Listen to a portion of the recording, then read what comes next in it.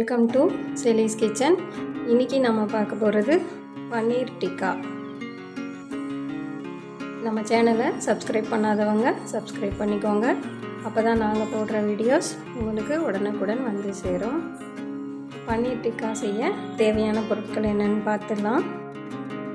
பன்னீர் 200 gram, ஒரு தக்காளி, ஒரு குடமிளகா, ஒரு பெரிய வெங்காயம், டூத்பிக்கு தேவையான அளவு எடுத்துக்கலாம், தயிர் 1 கப்பு, மஞ்சத்தூள் 1/2 டீஸ்பூன், மிளகாய்த்தூள் 1 டேபிள் ஸ்பூன், கஸ்தூரி மேத்தி சிறிதளவு, கரம் மசாலா 1 ஸ்பூன், இஞ்சி பூண்டு பேஸ்ட்டு 1 டீஸ்பூன், உப்பு தேவையான அளவு.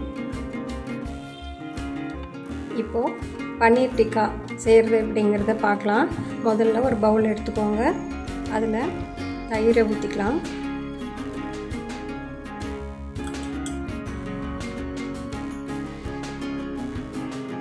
அதில் எடுத்து வச்சுருக்கிற மிளகாய்த்தூள்,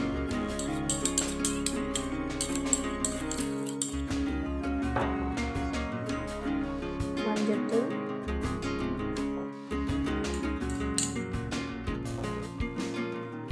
கஸ்தூரி மேத்தி அதை நல்லா ஒரு சொட்டு மாதிரி கரையை போட்டுக்கோங்க, கரம் மசாலா, இஞ்சி பூண்டு பேஸ்ட்டு, தேவையான அளவுக்கு உப்பு.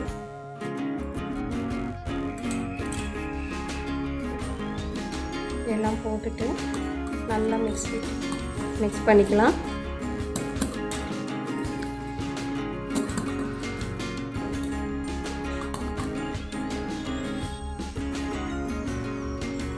மசாலா நல்லா மிக்ஸ் பண்ணியாச்சு. இதில் நம்ம எடுத்து வச்சுருக்கிற பன்னீர், குடமிளகா, வெங்காயம், தக்காளி இது எல்லாத்தையும் ஒவ்வொரு பீஸாக அதில் டிப் பண்ணிவிட்டு தனித்தனியாக எடுத்து வச்சுக்கோங்க.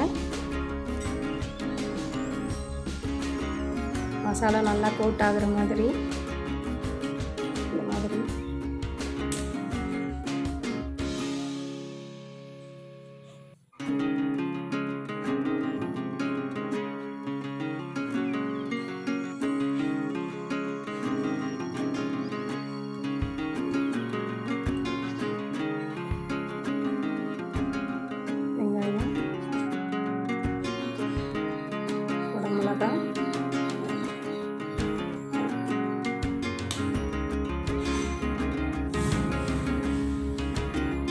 மாதிரி எல்லாம் தனித்தனியாக எடுத்து வச்சுக்கோங்க. இந்த மாதிரி மசாலா எல்லாம் தடவிட்டு இது ஒரு 1/2 மணி நேரம் ஊற வச்சு எடுத்துக்கோங்க. இப்போது நம்ம தடவி வச்ச மசாலா எல்லாம் நல்லா ஊறிடுச்சு. இதை நம்ம அந்த ஸ்டிக்கில் அரேஞ்ச் பண்ணிக்கலாம். இந்த மாதிரி டூத்பிக் எடுத்துக்கோங்க, இல்லை நீளமான ஸ்டிக் இருந்தால் அதுலேயும் வச்சுக்கலாம். நான் இன்றைக்கி இதில் தான் அரேஞ்ச் பண்ணுறேன். இப்படி ஒரு குடமிளகா, ஒரு பன்னீர், ஒரு ஆனியன்,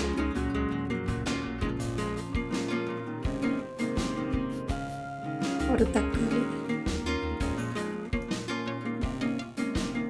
இந்த மாதிரி ஒன்று ஒன்றா குத்தி அரேஞ்ச் பண்ணிக்கலாம்.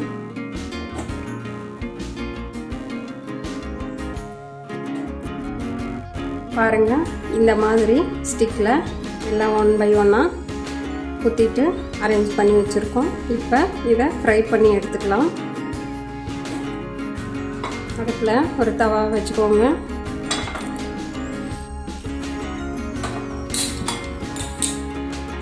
நல்லா இந்த மாதிரி ஃப்ளாட்டாக இருக்கிற மாதிரி பார்த்து வச்சுக்கோங்க.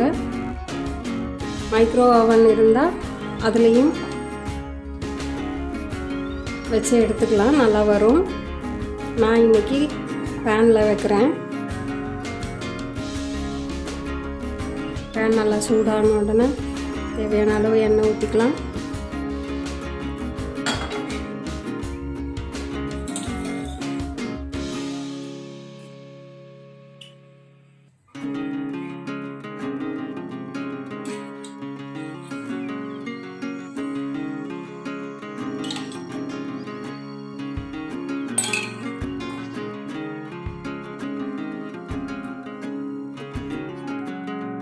அந்த மாதிரி எல்லா பக்கமும் வர மாதிரி பார்த்துக்கோங்க.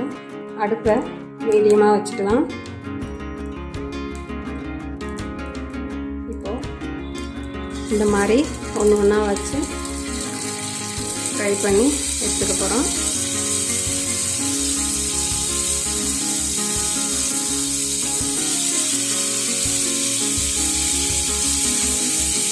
நல்லா கொஞ்சம் எண்ணெய் விட்டுக்கோங்க.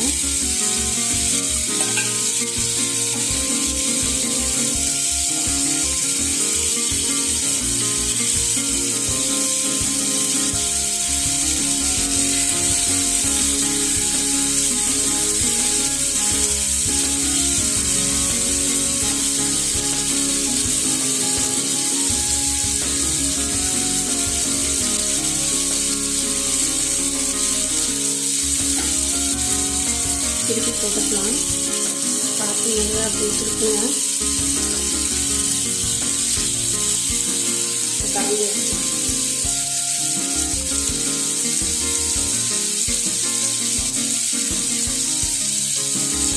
ஸ்பூன் வச்சு நல்லா இப்படி 4 பக்கமும் நல்லா வேகிற மாதிரி திருப்பி விட்டுக்கோங்க.